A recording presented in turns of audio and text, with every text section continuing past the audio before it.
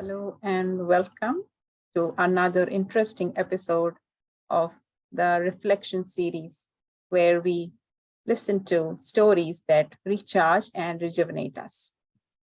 And like in every episode, today also we have a very wonderful speaker and guest, Rosemary Turner.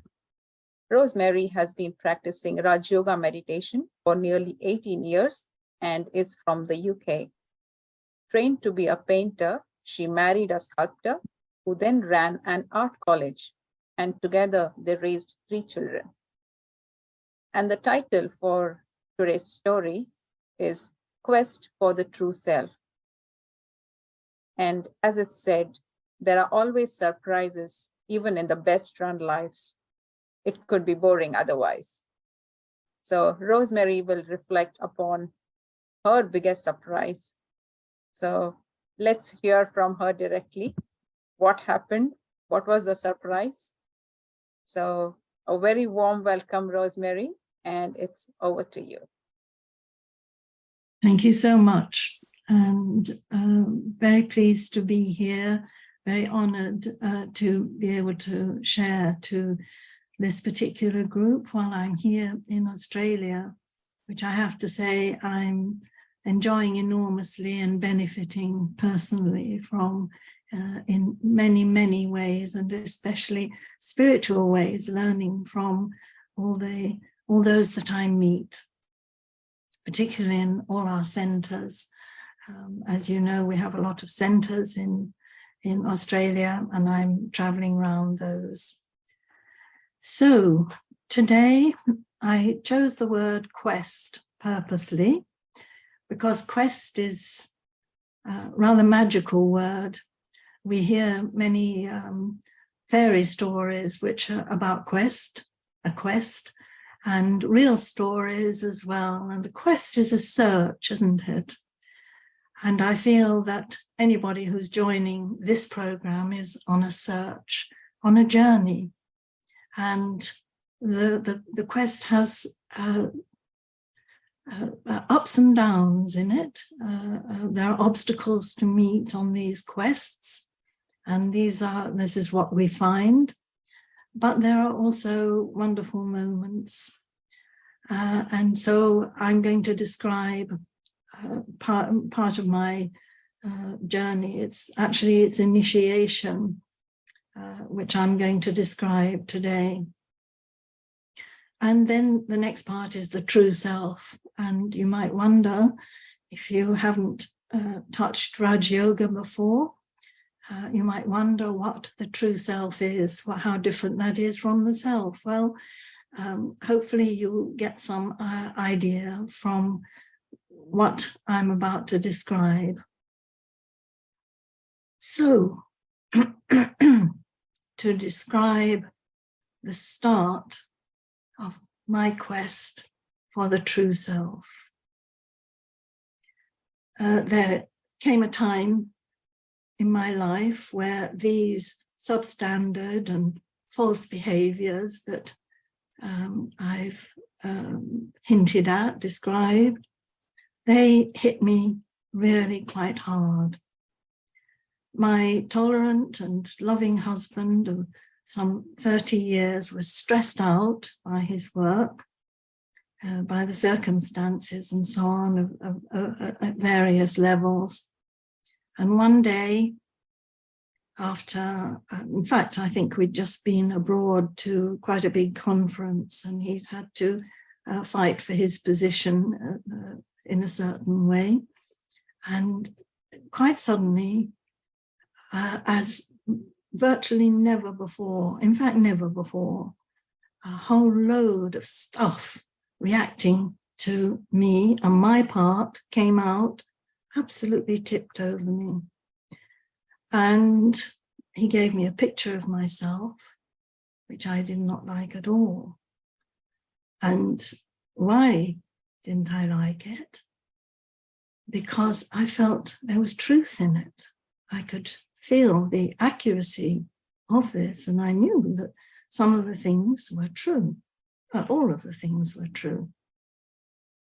And the major response after this was that the magic carpet on which I had been riding had been whipped out from under my feet, and I was left without anything to stand on, as it were, and I had to really deeply reassess my situation. I had relied for far too long on this magic carpet being there, carrying me along, and the part of the magic carpet, of course, was supplied by this husband and his tolerance and his commitment to family harmony. So he would have, arranged things so that the harmony was maintained in the family. I suddenly became really accountable within myself, and I couldn't get away from it anymore. I couldn't get away from anything anymore. Truth of the matter was that I had married him anyway, knowing that he could see through me. I didn't want anybody that I could fool, but I hadn't reckoned on this tolerance and so on that I'm describing. And above all, I felt how unfair and unloving of me to have relied on his tolerance. Was I playing my part in this relationship? A big mirror was held up to me, and you know what this is like sometimes when there's a bright light and a mirror is held up to you.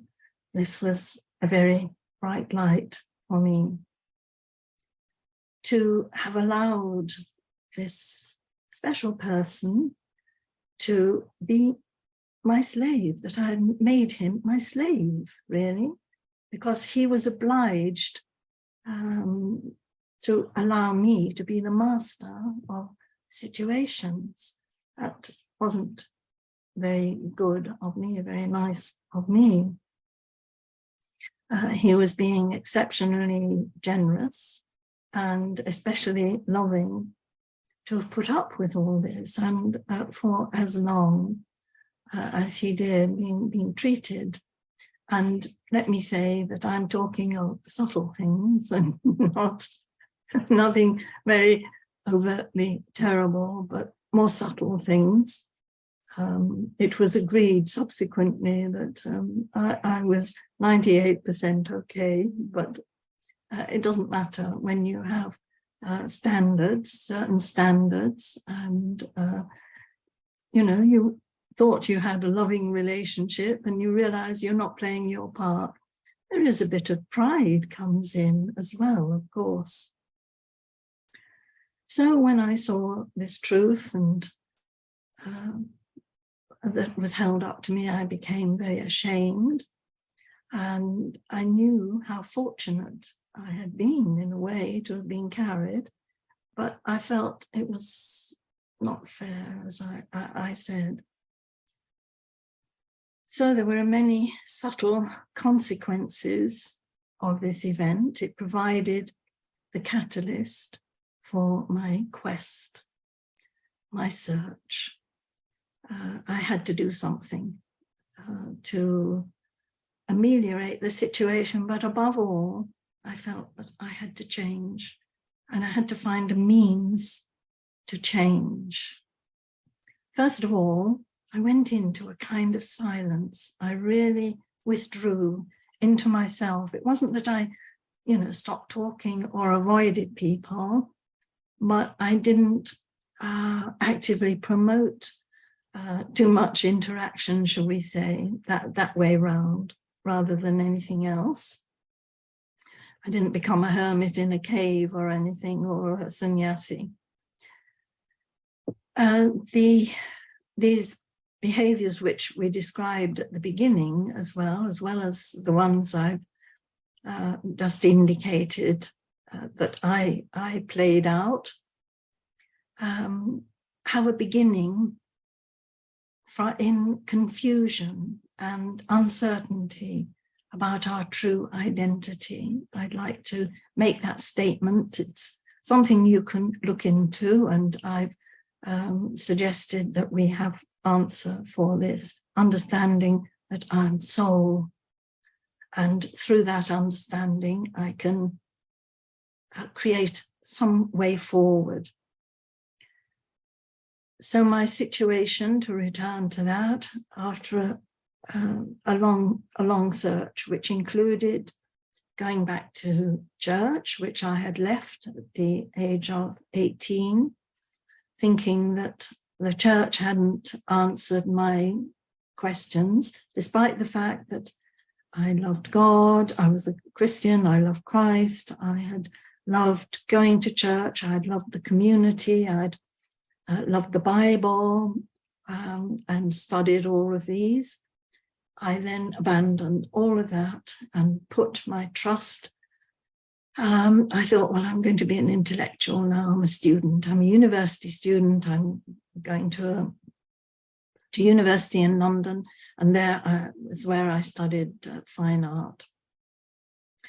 I then thought I'm going to join charities, especially peace, anything promoting peace.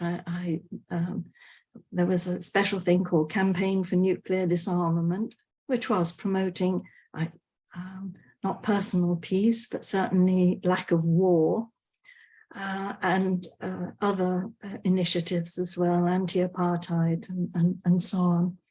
And I thought, if I become a socialist, this will help promote equality and harmony and so on.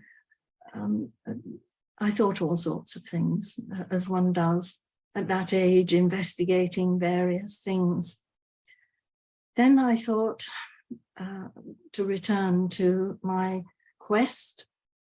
I tried out different churches.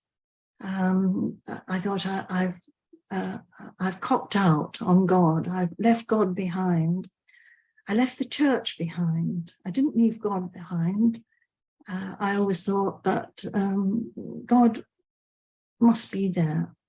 Some experience when young as well had led me to think, yes, let me continue holding that as a possibility at least.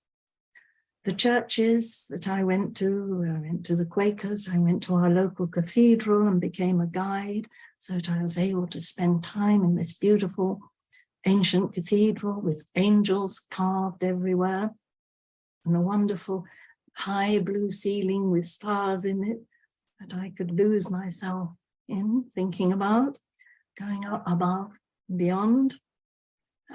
I went after that to the Buddhists, and I did a 10-week course, and I was meditating, joining their meditation sessions. And after 10 weeks of this, I really thought, I don't know that I'm any further along the road of my quest. Let me try something else. And a friend that I was with one day going out for lunch, I told her this, and she said, well, we were walking past a place called Inner Space in Cambridge. There we have these inner space shops. There's another one in Oxford, which I was affiliated with as well. We walked past Inner Space in Cambridge, and she said, pick up one of their flyers. I remember that particularly. She didn't pick it up for me. She said, she made me do it. And she said, join that and ask for Prashant. So that was it. So I followed her instructions. And I actually went off to India for a fortnight and loved India. That's another story. And when I came back, I started the Raj Yoga course. And here I am still following a Raj Yoga course, because there, through the discovery of that, I've been able to experience contentment and security. Contentment and security. Contentment means that you're filled with happiness, with peace, and with love, doesn't it? And security means that you know that there is a continuous supply of this. So do remember contentment and security. That security goes way beyond the temporary securities, sometimes found in this physical world currently, that we can find really what is there permanent here. You know, even the ice cream ends, doesn't it? The box of chocolates ends, relationships end, everything is impermanent. So what can you rely on now? Above all, what I learned from the Raj Yoga was a capacity to understand my dis-ease or my disease. What was wrong with me? And that means I found a method, a means to cure my discomfort and that which had been causing problems to others. My understanding that I, the true self, can indeed be an observer of my actions and accordingly adjust to the standards of truth, to the beautiful original self that the soul is, with its great qualities, the 5 powers and the virtues described in the Raj Yoga course. This is all what I discovered and which I have been endeavoring to put in place ever since. It gives us the capacity then to be able to see my performance and potentially to be the critical observer of my actions, not others, not the actions of others. That's the only thing I can focus on. I've got a mirror in front of me. The only thing I focus on now is my actions. And I repeat them or not according to the standard which the highest soul has set for us. And when we're in contact with the highest soul, we have that permanent supply and the permanent power because we have found the truth. And the true self is associated with the truth, a beautiful truth to discover. So our true selves are actually natural, normal, and truly beautiful because that's what the soul is and is quite different from an ego searching for happiness and some sort of security. And there I would like to finish and hand back to Lata. Thank you. Thank you, Rosemary. That was beautiful. Long story about how you were, what you went through, and how Raj Yoga meditation helped you find who we truly are and how we can know ourselves. So by connecting to the highest source, as you say. And that I would assume that is meditation when you say connecting to the highest source. Indeed. And if I could request you also to lead our viewers into a meditation experience by speaking a little commentary, maybe for 5 minutes, that would be wonderful. Okay. Thank you. So, first of all, it's good for us just to check that we're comfortable so that we don't fidget. We don't have to suddenly move, because now what we're going to do is we're just going to relax. We're going to let go. And if we can turn inwards and keep our eyes open or close them, however you feel. But just let us listen to the silence and let us listen to the peace that is possible behind all activity, all sound. We put a full stop to everything else that is going on. It takes effort, but just mentally put a full stop to any thoughts in the head. And if you like an image, imagine clouds floating by. We can't stop the clouds, but just let them float by. Don't pay attention to them. Whatever we pay attention to will grow. So pay attention to silence and stillness.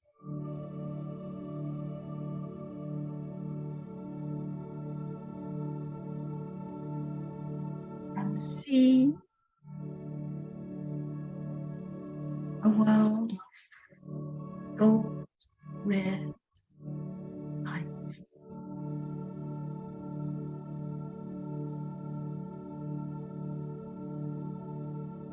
And see the security, the comfort of that world.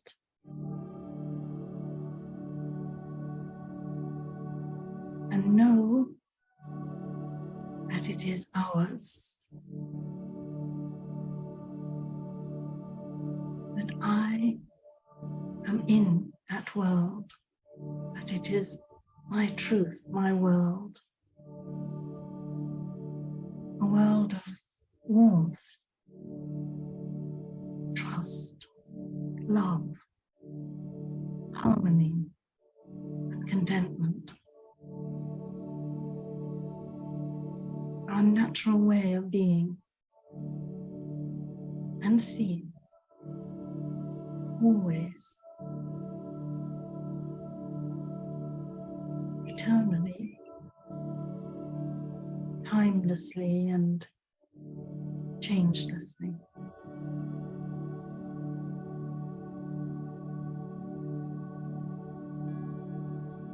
Place of eternal comfort and rest. Like every good home, place of security, a place of harmony, of family, where all are safe. No disharmony because there's no contrast. All are good. All are beautiful. Normally, naturally, and always beings of peace, harmony, love, happiness, joy, bliss. Always. The unlimited world, truth. The home of souls, and the highest soul, way above that funny little story which carries on far below, and which from here we can see, and we can join, and we can enjoy. Why can we enjoy? Because we know our truth. We know our home. And we know that we can always go there.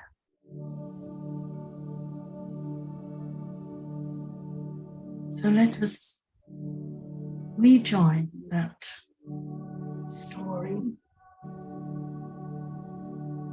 that amazing story, which we are performing parts in, and doing them to the best of our ability. But maybe when we know our truth, our performance will be a lot better. So let us take this on board, understand that there is the limited and there is the unlimited, and both are possible. We can move from the limited to the unlimited. Nothing stopping us. It's open for all. It's our right, our truth. And in this understanding, let us continue on this beautiful quest for truth, which is perfection, which is love and harmony, peace, always, and for all of us.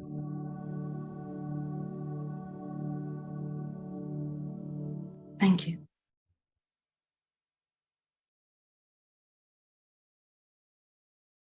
Thank you, Rosemary, for that beautiful meditation experience. And thank you for sharing your thoughts with us today. And thank you to our online viewers as well. And if you would like to know more about us, please do visit our website, www.brahmakumaris.org.au. There are various programs and events listed on the website, and also would have the address of your local nearest center. So welcome to visit as well. So thank you once again, and we will be back with another interesting episode. Till then, keep experiencing your true self. Take care. Om Shanti.